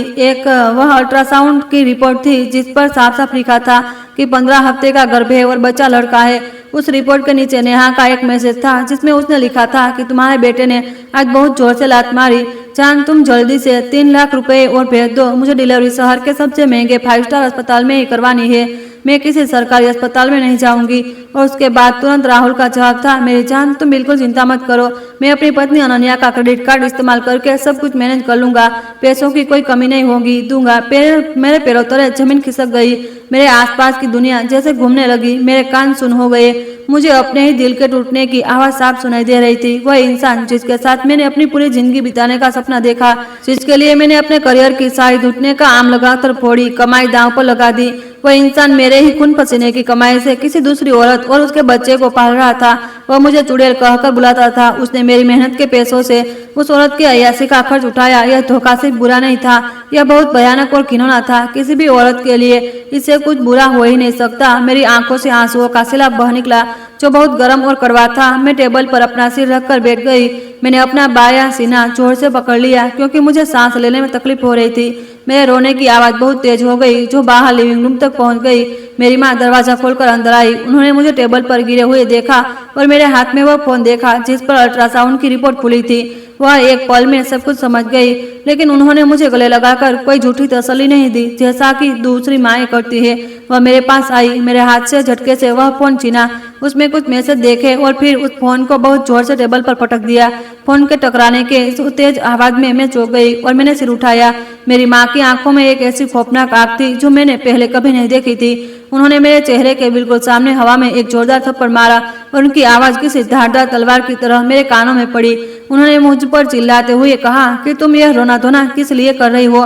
तुम्हारे इन आंसुओं से तुम्हारा पैसा वापस नहीं आएगा और ना ही तुम्हारी जवानी वापस आएगी। यह रोना सिर्फ तुम्हारी कमजोरी और तुम्हारी हार दिखा रहा है। तुम्हारा दुश्मन तुम्हारे पैसों पर ऐश कर रहा है और तुम यहाँ खुद को बर्बाद कर रही हो। यह बेवकूफी मैं बर्दाश्त नहीं करूंगी। माँ की उस डांट ने मेरे चेहरे पर ठंडे पानी के छींटे का काम किया। मैं अपने उस दुख को नशे से बाहर आ गई। बिल्कुल सही कहा माँ ने। मैं अनन्या हूँ, एक मल्टीनेशनल कंपनी की फाइनेंस डायरेक्टर जो करोड़ों के बजट को अपनी उंगलियों पर नचाती है। मैं एक ऐसे घटिया इंसान के सामने क्यों हार मान रही हूँ जो सिर्फ मेरे पैसों पर पल रहा था। मैंने तुरंत अपने आंसू पोंछे और मेरी आंखों में अब दुख की जगह एक बहुत ही ठंडी और खतरनाक चमक आ गई। मैंने अपनी माँ की तरफ देखा और बहुत ही साफ आवाज में कहा कि माँ आप बिल्कुल सही कह रही है। अब मैं उस इंसान के लिए एक बूंद आंसू नहीं बहाऊंगी। मैं चाहती हूँ कि उसे अपने किए की हर सजा मिले। वह इस घर से खाली हाथ और अपने शरीर पर करोड़ों का कर्ज लेकर ही बाहर निकलेगा। मेरी माँ ने बहुत ही संतुष्टि से सिर हिलाया। उन्होंने मेरे पास एक कुर्सी खींची और हमारा असली खेल शुरू हुआ। माँ ने कहा कि आज दोपहर को ही वह विक्रमादित्य शर्मा को फोन करेगा। जो वह शहर के बहुत ही जाने माने और खतरनाक तलाक और प्रॉपर्टी के वकील है और इत्तेफाक से वह माँ के पुराने और बहुत ही चहेते छात्र भी रह चुके थे। माँ ने शर्मा जी को तुरंत एक बहुत ही मजबूत और चालाकी से भरा कानूनी दस्तावेज तैयार करने को कहा, जिसका नाम था विवाह के दौरान संपत्ति का बंटवारा और कर्ज की जिम्मेदारी का समझौता। इस दस्तावेज में बहुत ही साफ शब्दों में लिखा जाना था कि यह शानदार फ्लैट, यह गाड़ी, सारे बैंक अकाउंट्स और सारी एफडी सिर्फ और सिर्फ अनन्या की मेहनत की कमाई है और इन पर सिर्फ उसी का अधिकार है।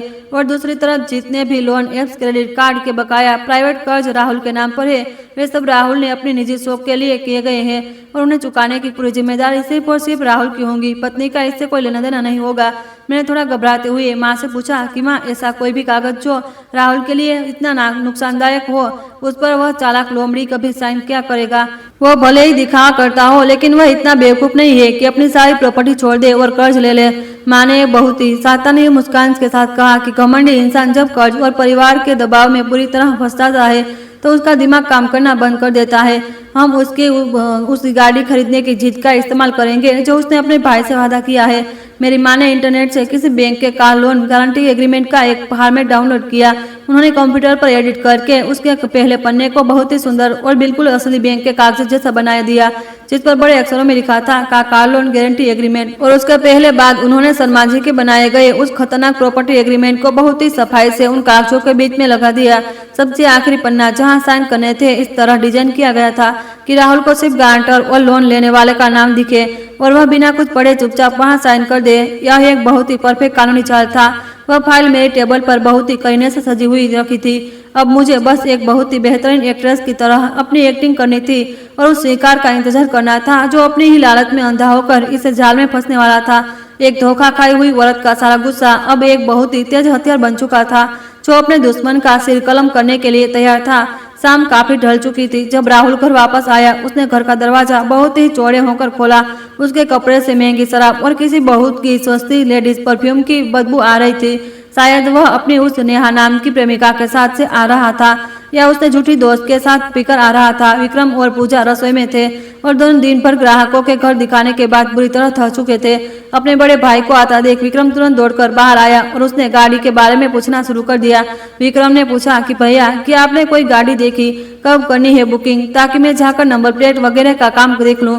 राहुल ने हाथ हिलाकर उसे चुप कराया। एक जोरदार डकाली और नशे में लड़खड़ाती आवाज में बोला कि हाँ, मैंने आज बहुत ही शानदार एसयूवी देखी है, फुल टॉप मॉडल, लाल रंग की, एकदम महाराजाओं वाली गाड़ी। वह लोग कल ही डिलीवरी दे देंगे, बस मुझे उन्हें 60,000 टोकन अमाउंट देना है।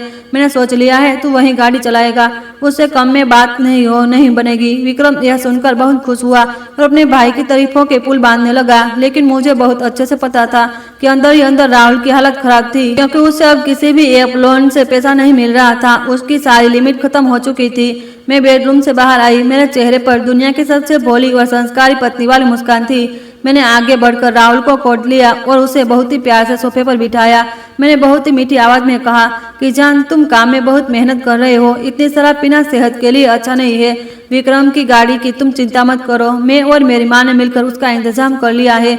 राहुल ने आंखें फाड़कर मेरी तरफ देखा। उसका आधा नशा तो वैसे ही उतर गया। उसे बिल्कुल यकीन नहीं हो रहा था कि मैं इतनी अच्छी और समझदार कैसे हो सकती हूँ। मैंने उसके कानों में और शहद घोलना शुरू किया। मैंने कहा कि आज दोपहर मेरी माँ से बात हुई थी। माँ ने कहा कि राहुल बड़ा अफसर है, उस पर काम का और परिवार का बहुत दबाव है। माँ को तुम पर बहुत दया आई, इसलिए माँ ने फैसला किया कि वह अपनी उस 15 लाख वाली एफडी के कागज बैंक में देकर तुम्हारे लिए गाड़ी के लोन की गारंटी देंगे, ताकि तुम विक्रम की गाड़ी का टोकन अमाउंट दे सको। यह सुनते ही कि सांस अपनी एफडी दांव पर लगा रही है, राहुल की आंखें फिर किसी भूखे भेड़िए की तरह चमक उठी। उसने मेरा हाथ पकड़ लिया और खुशी से कांपते हुए बोला, क्या सच में मेरी माँ मदद करेगी? तुम दुनिया की सबसे अच्छी पत्नी हो। मुझे पता था कि माँ मुझसे बहुत प्यार करती है। उसकी नीचता और उसका लालच उसके चेहरे पर साफ दिख रहा था। वो इंसान भूल गया कि अभी 2 दिन पहले ही माँ ने उससे अपने पैसे वापस मांगे थे और अब अचानक वो लोन गारंटी दे रही है। यह बात बिल्कुल बेतुकी थी, लेकिन जब इंसान डूब रहा होता है तो उसे तिनका का सहारा भी बहुत बड़ा लगता है और अपनी सोचने समझने की ताकत खो देता है। मैंने बहुत ही प्यार से हिलाकर हामी भरी। मैं अपनी टेबल के पास गई और वह तैयार की हुई फाइल उठा लाई। मैंने उसे बहुत ही करीने से राहुल के सामने मेज पर रखा। मैंने उसके हाथ में एक फोन दिया और उस आखिरी पन्ने पर उंगली रखी जहाँ सिर्फ लाइन करने की जगह थी। मैंने जानबूझकर उसे थोड़ी जल्दी में दिखाया। मैंने कहा कि बैंक वाले कह रहे थे कि जो गाड़ी खरीद रहा है उसके साइन बहुत जरूरी है, तभी कल सुबह तक लोन पास होगा। माँ ने गारंटर वाली जगह पर साइन कर दिए हैं। तुम जल्दी से यह साइन कर दो ताकि मैं इसकी फोटो खींचकर एजेंट को भेज दूं। उसे सिस्टम में फाइल चढ़ानी है। राहुल ने फाइल अपने हाथ में ली। उसकी आंखें शराब की वजह से लाल और भारी हो रही थी। उसने बस सबसे ऊपर वाले पन्ने पर लिखा कार लोन गारंटी एग्रीमेंट पढ़ा और सीधा आखिरी पन्ने पर चला गया। उसने बीच के उन पन्नों को खोलकर देखा तक नहीं जिसमें उसकी बर्बादी का एग्रीमेंट लिखा था। उस घमंडी इंसान के दिमाग में उस वक्त सिर्फ आलीशान एसयूवी घूम रही थी जिससे वह अपने गांव वालों को जला सके, और साथ ही उसे इस बात की शांति थी कि अब कहीं पैसे से उधार नहीं मांगने पड़ेंगे। शराब के नशे में और बैंक वाली फाइल के धोखे में आकर राहुल ने बिना एक पल भी सोचे उस खाली जगह पर अपने बड़े बड़े साइन कर दिए और अपना पूरा नाम लिख दिया। उसने टेबल पर रखे लाल शाही वाले पेड़ पर अंगूठा लगाया और अपने साइन के ऊपर एक बहुत ही पक्का निशान बना दिया, बिल्कुल वैसा ही जैसे मैंने उसे करने को कहा था, ताकि कानूनी तौर पर यह बिल्कुल पुख्ता हो जाए। साइन करने के बाद उसने फाइल मेरी तरफ खिसका दी और एक बहुत ही गंदी सी हंसते हंसते हुए बोला कि इसे संभाल कर रख लो, कल तब पैसे मिल जाएंगे तो मैं तुम्हें दिल्ली के सबसे महंगे होटल में डिनर पर ले जाऊंगा। मैंने वह फाइल अपने हाथों में ली। मैंने उस कागज पर उसके लाल अंगूठे के निशान और साइन को देखा और मेरी रीढ़ में एक हड्डी की एक बहुत ही सुकून भरी सिहरन दौड़ गई। मैंने उसे देखकर एक मुस्कान दी। वो मुस्कान मेरे दिल में गहराइयों के लिए निकली, एक बहुत ठंडी और खौफनाक मुस्कान थी। उस बेवकूफ को पता नहीं था कि उसने अभी अभी अपनी इस शादी और अपनी जिंदगी के डेट वारंट पर साइन कर दिए हैं। उसने खुशी खुशी अपनी सारी प्रॉपर्टी मेरे नाम कर दी थी और सारा कर्ज अपने नाम। वो मेरे बिछाए हुए जाल में बहुत ही शानदार तरीके से फंस चुका था। दिवाली की छुट्टियां खत्म हो चुकी थी और दिल्ली फिर से अपनी उसी तेज रफ्तार में दौड़ने लगी थी। काम का पहला दिन था। राहुल सुबह बहुत तो जल्दी उठा।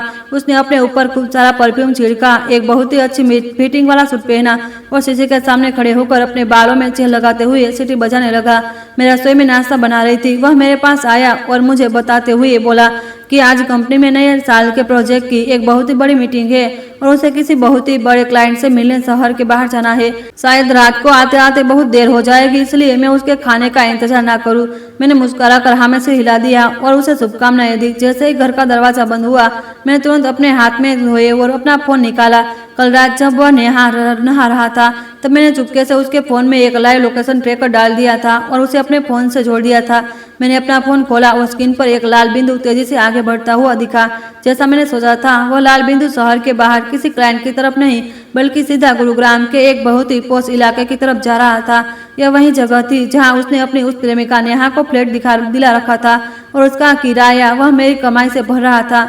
मैंने तुरंत अपनी माँ को फोन किया। माँ बिल्कुल तैयार बैठी थी। हम दोनों ने बहुत ही साधारण से कपड़े पहने और एक कैब लेकर सीधा उस लोकेशन की तरफ निकल पड़े। कैब के अंदर बैठे हुए मेरे अंदर खून खल रहा था। मैं अपने हाथों की मिट्टी इतना जोर से वहीं की रखी थी कि मेरी उंगलियां सफेद करने लगी थी। मेरा मन कर रहा था कि मैं सीधा उस फ्लैट का दरवाजा तोड़ दूं और उन दोनों धोखेबाजों को जान से मार दूं, लेकिन मेरी माँ ने मेरे कंधे पर हाथ रखा और मुझे शांत रहने का इशारा किया। उनकी आंख बिल्कुल बर्फ की तरह ठंडी थी। उन्होंने मुझे समझाया कि सड़क पर तमाशा करना या घर में घुसकर मारपीट करना सिर्फ अनपढ़ और जाहिल औरतों का काम है। इससे पुलिस का केस हमारे ऊपर ही बनेगा, हमारी बेइज्जती होगी और हाथ में कुछ नहीं आएगा। हमें बस सरकारी अधिकारियों के सामने कागजों पर उनका सच साबित करना है ताकि कोर्ट में वह कुछ ना बोल सके। तुम बस वही करना जो मैंने कहा है। जब हम उस आलीशान सोसाइटी के गेट पर पहुंचे तो हमें पता चला कि नेहा का फ्लैट 6ठी मंजिल पर है, लेकिन हम सीधे ऊपर जाने के बजाय सोसाइटी के बाहर बने पुलिस थाने गए।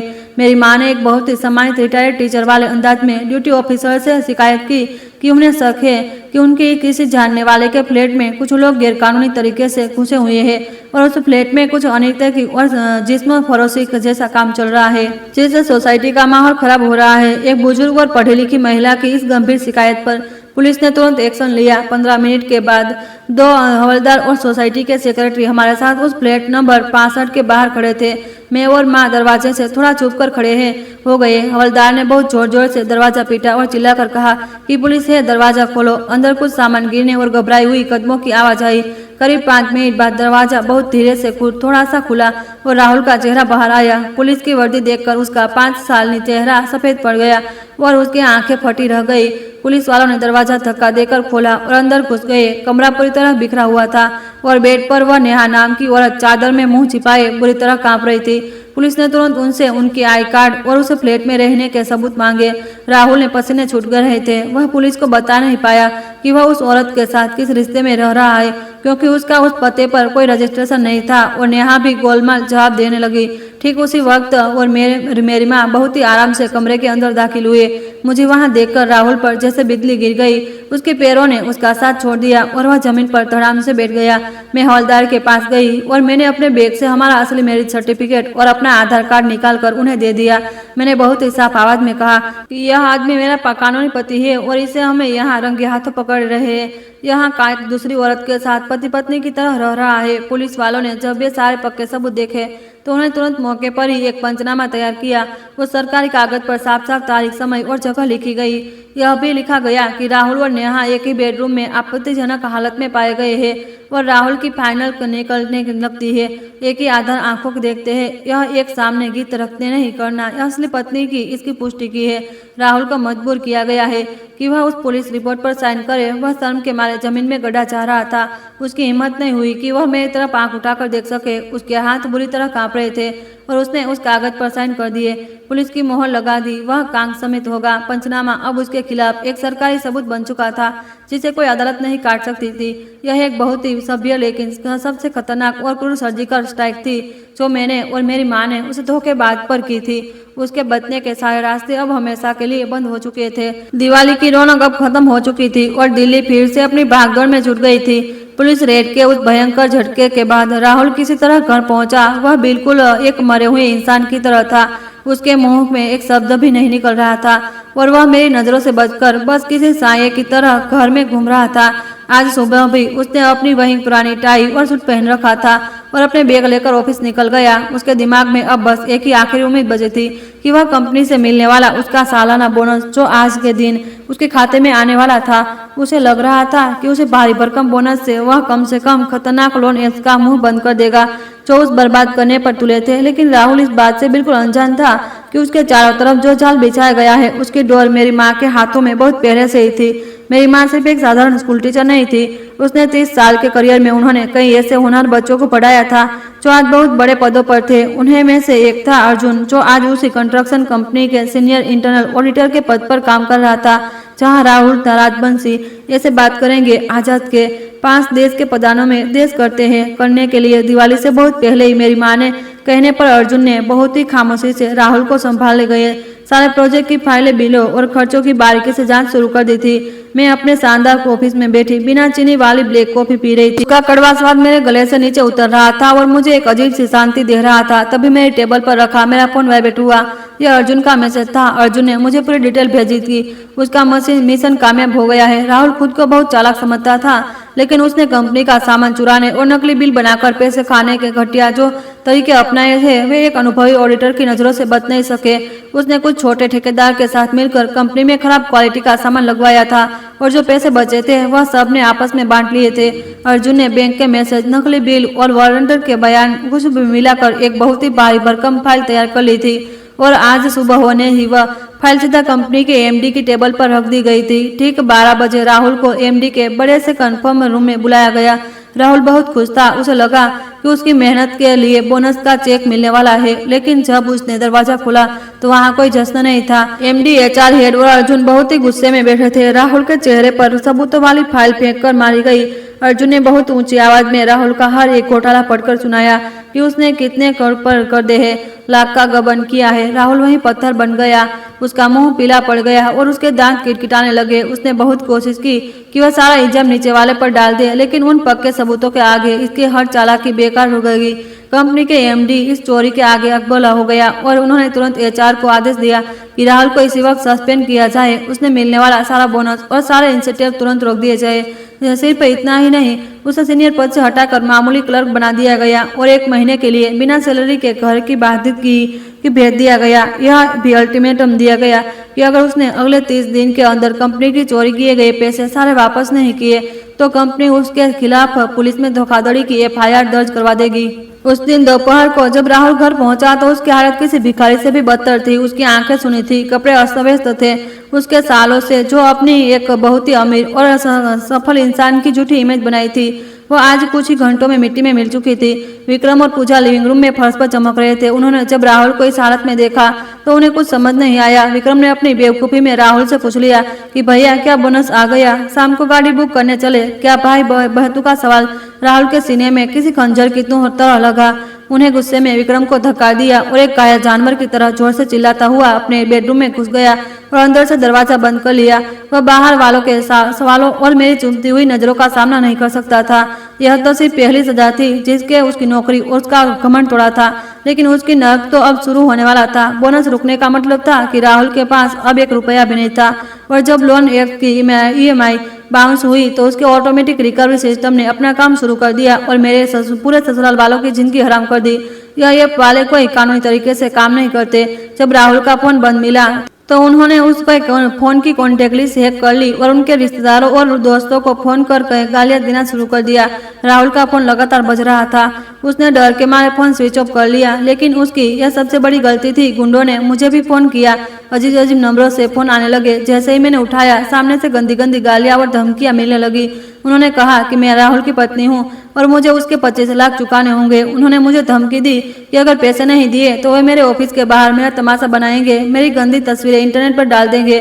लेकिन मैं कोई आम घरेलू औरत नहीं थी, मैं फाइनेंस की दुनिया की खिलाड़ी थी। मैंने बहुत ही शांति से अपने फोन का रिकॉर्डर ऑन किया, उन्हें साफ साफ बताया कि मेरा और राहुल का कोर्ट में तलाक का केस चल रहा है और हमारे पास कानूनी कागज है जिसमें लिखा है कि राहुल का कर्ज सिर्फ उसका है, मेरा उससे कोई लेना देना नहीं है। अगर उन्होंने मुझे दोबारा फोन किया तो मैं यह रिकॉर्डिंग साइबर क्राइम और पुलिस कमिश्नर को दे दूंगी। मेरी इस कड़क आवाज और कानूनी धमकी से वे गुंडे डर गए। उन्होंने मुझे गाली दी और मेरा नंबर ब्लॉक कर दिया। लेकिन मेरे ससुराल वालों के पास मेरा जैसा दिमाग नहीं था। हरियाणा के उस गांव में मेरे सास ससुर के घर पर कयामत आ गई। सावित्री जी आंगन में बैठी थी जब उनके पुराने फोन की घंटी बजी।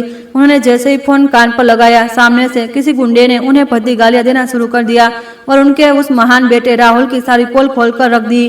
गुंडों ने बताया कि उनका बेटा 1 नंबर का धोखेबाज है जिसने लाखों का कर्ज लिया है और दूसरी औरतों पर पैसे उड़ाए हैं। गुंडों ने सावित्री जी को धमकी दी कि अगर उन्होंने अपनी जमीन बेचकर पैसे नहीं चुकाए तो वे पूरे दलबल साथ गांव आएंगे, उनके पुश्तैनी घर पर लाल रंगे पोतेंगे और घर को आग लगा देंगे। यह सब सुनकर सावित्री जी का ब्लड प्रेशर इतना बढ़ गया कि वे वहीं आंगन में बेहोश होकर गिर पड़ी। पूरे परिवार में हड़कंप मच गया और उन्हें तुरंत शहर के अस्पताल में ले जाना पड़ा। रमेश चाचा, सुनीता चाची और वे सारे रिश्तेदार जो कल तक राहुल की पूजा करते थे, आज उन्हें भी गालियां वाले फोन आ रहे थे। पूरे परिवार की इज्जत गांव में मिट्टी में मिल गई और शर्मा के पार घर से बाहर नहीं निकल पा रहा था। राहुल ने जो अपनी एक बहुत ही शानदार छवि बनाई थी, वह कांच की तरह टूटकर उन सभी लोगों को घायल कर रही थी जो उस पर सबसे ज्यादा गर्व करते थे। दिल्ली में विक्रम और पूजा की हालत भी खराब थी। विक्रम को भी लगातार धमकियां मिल रही थी क्योंकि गुंडों को पता था कि वह राहुल का सगा भाई है और उसी के पैसों पर ऐश कर रहा है। पूजा डर के मारे अपने बच्चे को सीने से लगाए रोती रहती थी, कहीं कोई गुंडा आकर उसके बच्चे को ना उठा ले। विक्रम पागलों की तरह राहुल के कमरे का दरवाजा पीटता रहा और रो रो कर उससे मदद मांगता रहा। जब राहुल पर हर तरफ से दबाव बढ़ने लगा तो वह टूट गया। उस रात जब वह सो गए तो उसने बहुत ही डरते डरते अपना एक बैग लिया, उसमें कुछ कपड़े ठूंसे और चुपचाप घर का दरवाजा खोलना गांव जा सकता था। ना ऑफिस और ना गुंडे उसे ढूंढ रहे थे। एक दिखावटी डायरेक्टर की जिंदगी अब डर डर कर भागने में बदल गई थी। राहुल के भागने के बाद मेरे घर में एक बहुत ही अजीब सी शांति छा गई। विक्रम और पूजा डर के साये में जी रहे थे। एक तरफ गुंडों का डर और दूसरी तरफ रोज दर्जनों ग्राहकों के घर दिखाना और साफ सफाई करना। सावित्री जी अस्पताल से मुझे रो रो कर फोन करती थी और वास्ता देती थी कि मैं पत्नी होने का फर्ज निभाऊं और राहुल का कर्ज चुका दूं। लेकिन मैंने बहुत ही बेरुखी से कह दिया कि मेरी मेहनत की कमाई सड़क पर नहीं पड़ी है कि मैं उसे किसी धोखेबाज और अय्याश इंसान के कर्ज चुकाने में बर्बाद कर दूं। इसके बाद ससुराल वालों ने मुझसे रिश्ता तोड़ लिया, लेकिन वो मेरा कुछ नहीं बिगाड़ सकते थे क्योंकि उनके पास कोई रास्ता नहीं था। राहुल के गायब होने के करीब 4 दिन बाद एक रात बहुत तेज बारिश हो रही थी। मैं अपने बेडरूम में आराम से बैठकर एक किताब पढ़ रही थी। तभी मुझे घर के मुख्य दरवाजे की कुछ खटपट आवाज सुनाई दी। विक्रम और पूजा बहुत पहले ही लिविंग रूम में सो चुके थे। मैंने अपनी किताब नीचे रखी, अपने कमरे की लाइट बंद की और बहुत ही दबे कदमों से बाहर कॉरिडोर में आई। बाहर पीली रोशनी में मैंने देखा कि एक आदमी बहुत ही दबे पांव घर के अंदर घुस रहा था। उसने रेनकोट पहना हुआ था और हेलमेट से अपना चेहरा छुपा रखा था, लेकिन उसके चलने के उस कायरों वाले अंदाज से मैं तुरंत पहचान गई, वह राहुल था। मेरा वह नामर्द पति जो एक चोर की तरह अपने ही घर में घुस रहा था। राहुल ने घर की कोई लाइट नहीं जलाई। वह अंधेरे में ही सीधा मेरे ड्रेसिंग रूम की तरफ गया। मैं भी चुपचाप पर्दे के पीछे छुप गई। और उसकी हर हरकत देखने लगी। उसने बहुत ही जल्दबाजी में मेरे ड्रेसिंग टेबल के दरवाजे खोलने शुरू कर दी। कुछ ही देर में उसने एक गहरे लाल रंग का मखमल का डिब्बा निकाला। यह वह डिब्बा था जिसमें मैं अपनी शादी के असली हीरे के गहने रखती थी, जिसमें एक बहुत ही महंगा डायमंड का हार, 2 सोने के कंगन और हीरो की बालियां थी जिसकी कीमत लाखों में थी। राहुल ने उस डिब्बे को अपने हाथ में लिया और अंधेरे में भी उसकी आंखों में एक बहुत ही घटिया सी चमक आ गई। उसने तुरंत उस डिब्बे को अपने जैकेट में अंदर रख जेब में छुपाया और वहां से भागने के लिए मुड़ा ताकि वह इन गहनों को किसी सुनार के पास गिरवे रखकर कुछ पैसा कमा सके। लेकिन जैसे ही वह मुड़ा, मैंने एक झटके से ड्रेसिंग रूम का बड़ा सा झूमर चालू कर दिया। कमरे में तेज रोशनी फैल गई और वह रोशनी सीधे राहुल के उस गंदे, थके हुए और डरे हुए चेहरे पर पड़ी। मैं अपने दोनों हाथ बांधकर दरवाजे के पीछे बीचों बीच खड़ी थी। मेरी आंखें शेरनी की तरह उसे घूर रही थी। राहुल इतना डर गया कि उसके हाथ से वह मखमल का डिब्बा फर्श पर गिर गया। वह हकलाने लगा और एक बहुत ही अजीब सी मुस्कान के साथ कहने लगा कि वह तो बस अपने कुछ कपड़े लेने आया था क्योंकि उसे काम से बाहर जाना है। मैंने उसकी जैकेट की उस उभरी हुई जेब को घूरकर देखा और बहुत ही नफरत भरी हंसी हंसी। मैंने उसे हुक्म दिया कि वह जो चोरी का सामान उसे छुपाया है उसे बाहर निकाले, वरना मैं अभी पुलिस और सोसाइटी के गार्ड को बुला लूंगी। जब राहुल को लगा कि वह फंस गया है तो उसने वह डिब्बा बाहर निकाला और मुझ पर ही चिल्लाने लगा। उसने कहा कि हम अभी पति पत्नी है, जब मैं मुसीबत में हूँ तो तुम मदद नहीं कर रही, इसलिए मैं सिर्फ कुछ दिनों के लिए यह गहने गिरवे रखने चाह रहा था। जब पैसे आएंगे तो वापस लेकर दूंगा। तुम ऐसे हल्ला मचा रही हो जैसे मैं कोई सड़क का चोर हूँ। उसकी इस बेशर्मी पर मुझे सच से उल्टी आ रही थी। मैं आगे बढ़ी और मैंने फर्श से वह डिब्बा उठा लिया। मैंने बहुत ही आराम से उसे खोला। अंदर वह हार और कंगन वैसे ही चमक रहे थे। मैंने वह डायमंड का हार निकाला और सीधे राहुल के मुंह पर फेंक कर मारा। मैंने बहुत ही कड़वी हंसी के साथ उसे एक ऐसा सच बताया जिसने उसके पैरों तले जमीन खिसका दी। मैंने कहा कि तुम जिसे पीठ में छुरा घोंपने वाले इंसान में कभी भरोसा नहीं कर सकती। असली गहने तो मैंने दिवाली से पहले ही बैंक के लॉकर में रखवा दिए थे। जो तुम अभी अपने हाथ में पकड़े हो वह सिर्फ कांच के टुकड़े हैं और नकली पॉलिश है। मैंने यह नकली गहने ऑनलाइन सिर्फ कुछ 100 रुपये में खरीदे थे ताकि कपड़ों के साथ मैच कर सकूं। तुम शौक से इन्हें बाजार ले जाओ और फिर देखना सुनार तुम्हें कैसे जूतों से मारता है। राहुल ने उस हार को उठाया, उसे दांत से दबा कर देखा और बहुत ही ध्यान से चेक किया कि उसने तुरंत समझ आ गया कि यह सच में बहुत हल्का और नकली है। उसे एहसास हुआ कि उसकी आखिरी उम्मीद भी खत्म हो गई। वह वहीं फर्श पर घुटनों के बल गिर पड़ा और एक छोटे बच्चे की तरह जोर जोर से रोने लगा। वह मेरे पैरों में गिरकर गिड़गिड़ाने लगा कि मैं उसे बचा लूं। उसने कहा कि गुंडे उसे मार डालेंगे, अगर उसने पैसे नहीं दिए तो वे उसके हाथ पैर काट देंगे। उसने कसम खाई कि वह नेहा को छोड़ देगा और जिंदगी भर मेरा गुलाम बनकर रहेगा। मैं वहीं पास पड़े एक स्टूल पर बैठ गई। उसे अपने पैरों में इस तरह रेंगते हुए देखकर मेरे अंदर दया की एक बूंद भी नहीं थी। मैंने अपनी दराज से एक कागज की कॉपी निकाली। यह उसी कॉलोनी एग्रीमेंट की कॉपी थी जिस पर उसने साइन किए थे। मैंने वह कागज उसके मुंह पर मारा और कहा कि जरा इसके अंदर के पन्ने पढ़ो। राहुल ने रोते हुए वह कागज उठाया और जैसे ही उसने ऊपर लिखा हुआ देखा, संपत्ति का बंटवारा और कर्ज की जिम्मेदारी, उसकी आंखें बहुत से फटी रह गई। उसने वह सारी शर्तें पढ़ी कि इस घर और बैंक बैलेंस पर सिर्फ मेरा हक है और वे सारे 25 लाख के लोन सिर्फ उसके हैं। और सबसे नीचे उसने खुद साइन और लाल रंग के अंगूठे का निशान था। राहुल ने अपना सिर उठाया, मुझे देखा। उसकी चेहरा पूरी तरह से बिगड़ चुका था और वह कुछ बोल नहीं पा रहा था। सच किसी बहुत बड़े हथौड़े की तरह उसके सिर पर लगा था।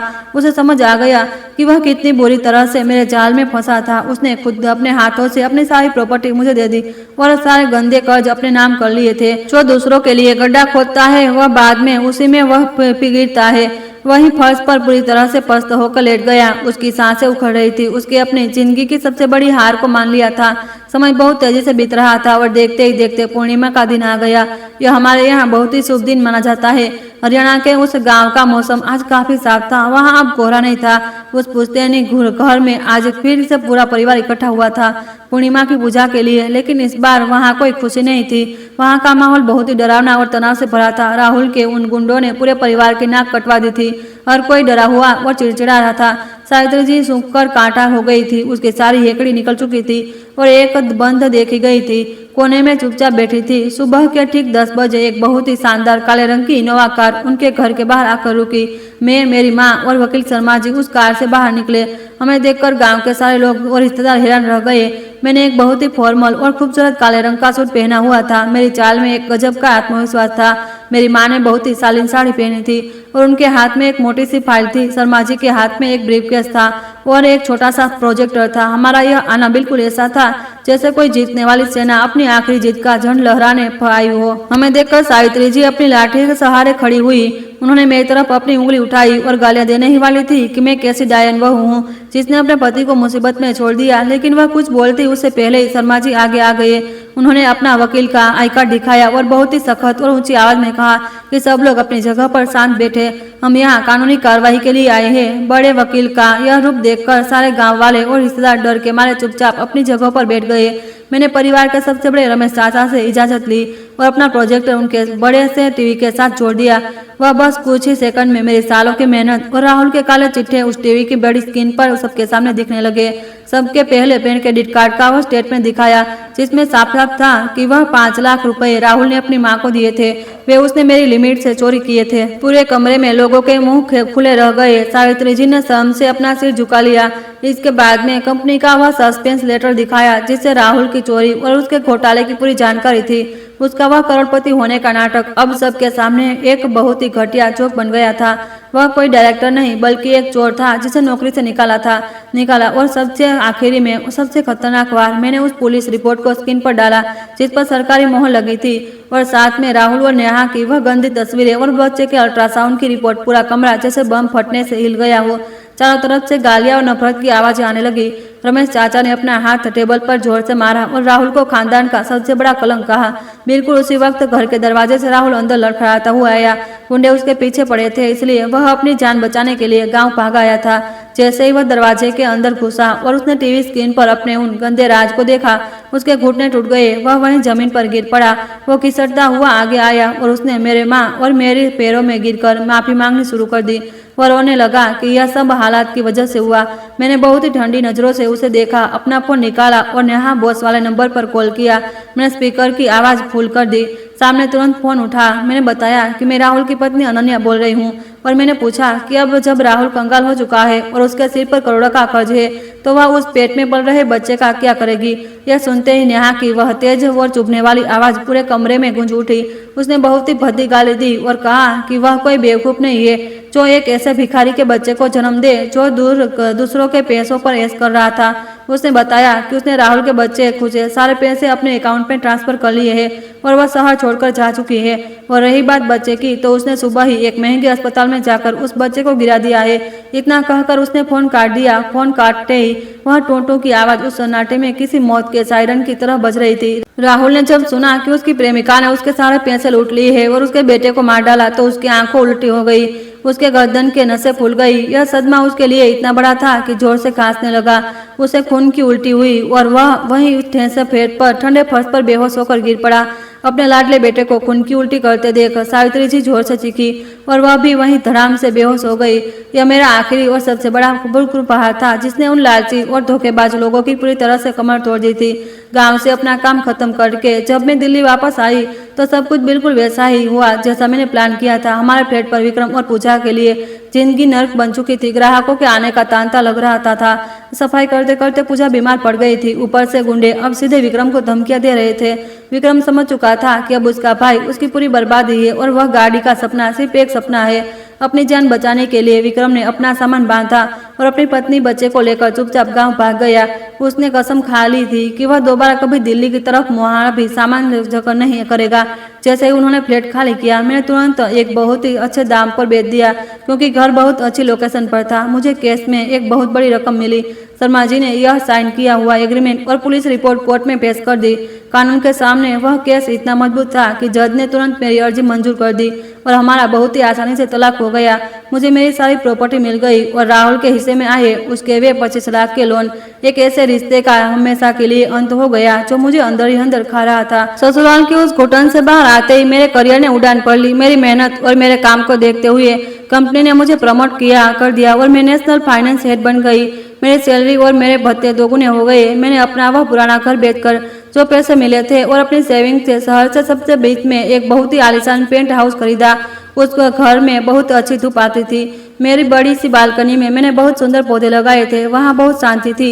मैंने अपनी माँ को अपने साथ रहने के लिए बुला लिया ताकि हम दोनों माँ बेटी एक सुकून भरी जिंदगी जी सके और पुराने सारे दुखों को भूल जाए। सर्दियों की शुरुआत की एक बहुत ही सुहावनी शाम थी। मैं और मेरी माँ अपनी बालकनी में आमने सामने बैठे थे। हम कैमोमाइल चाय पी रहे थे जिसकी खुशबू बहुत ही अच्छी आ रही थी। माँ एक स्वेटर बुन रही थी और मेरी ऑफिस की बातें सुनकर मुस्कुरा रही थी। तभी मेरे पुराने कॉलेज के दोस्तों के व्हाट्सएप ग्रुप पर एक मैसेज की टोन बजी। किसी ने एक वीडियो भेजा था जो इंटरनेट पर बहुत वायरल हो रहा था। मैंने ऐसे ही वह वीडियो खोल लिया। वह किसी बहुत ही पिछड़े इलाके के बाजार का वीडियो था, जहाँ एक बहुत ही कमजोर और गंदा सा आदमी, जिसने किसी डिलीवरी वाले की फटी हुई यूनिफॉर्म पहनी थी, जमीन पर घुटनों के बल बैठा था। उसने चारों तरफ बहुत ही खतरनाक गुंडे खड़े थे और उसे लात और घूंसों से बुरी तरह मार रहे थे, क्योंकि उसने उनका पैसा नहीं लौटाया था। हालांकि उस आदमी का चेहरा खून और चोट से सूज चुका था, लेकिन मैं उसे एक नज़र में पहचान गई। वह राहुल था, कल का वो झूठा और घमंडी डायरेक्टर। आज सड़क का एक ऐसा कुत्ता बन चुका था जिसे हर रोज अपने किए की सजा मिल रही थी। उसके पास ना परिवार था, ना पैसा और ना इज्जत। यह उसके उस भयानक लालच और धोखे की कीमत थी जो वह चुका रहा था। मैंने बहुत ही शांति से अपने फोन की स्क्रीन बंद कर दी और उसे मेज पर रख दिया। ठंडी हवा का एक झोंका आया। मेरे मन में उसके लिए ना कोई दया थी, ना कोई गुस्सा, बस एक बहुत ही गहरी और अजीब सी शांति थी। मैंने अपनी चाय का कप उठाया और एक घूंट पिया। चाय की वह सेजी में ग्रीन और प्रॉब्लम के बाद मीटिंग पादरी निकालोगे कुछ करते हुए मिठास मुझे बहुत ही अच्छी लगी। मेरी माँ ने मेरी तरफ देखा। उनकी आंखों में मेरे लिए बहुत प्यार और गर्व था। उन्होंने बहुत ही प्यार से सिर हिलाया। उनकी वह मुस्कान मेरे लिए सब कुछ थी। मैंने भी मुस्कुराकर जवाब दिया, एक लंबी सांस ली और अपनी जिंदगी की उस पुरानी और काली किताब को हमेशा के लिए बंद कर दिया। अब मेरे सामने एक बहुत ही खूबसूरत और खुशियों से भरा भविष्य था। एक औरत के लिए सबसे बड़ी खुशी यह नहीं होती कि उसे एक ऐसा आदमी मिल जाए जिस पर वह निर्भर रह सके, बल्कि असली खुशी यह होती है कि उसके अंदर इतनी ताकत हो कि वह खुद को और अपने अपनों की दुनिया को हर तूफान से बचा सके। दोस्तों, जिंदगी में कुछ दर्द ऐसे होते हैं जिनमें रोने की जरूरत नहीं होती, बस उन्हें समझने और उनसे लड़ने की जरूरत होती है। इस कहानी को आखिर तक सुनने के लिए आप सभी का बहुत बहुत शुक्रिया। इस कहानी से हमें यही सीख मिलती है कि हमें कभी किसी पर आंख बंद करके सामने होंगे बंद करके भरोसा नहीं करना चाहिए और अपने आत्मसम्मान से कभी समझौता नहीं करना चाहिए। वीडियो अच्छा लगा हो तो लाइक और चैनल को सब्सक्राइब जरूर करें। धन्यवाद।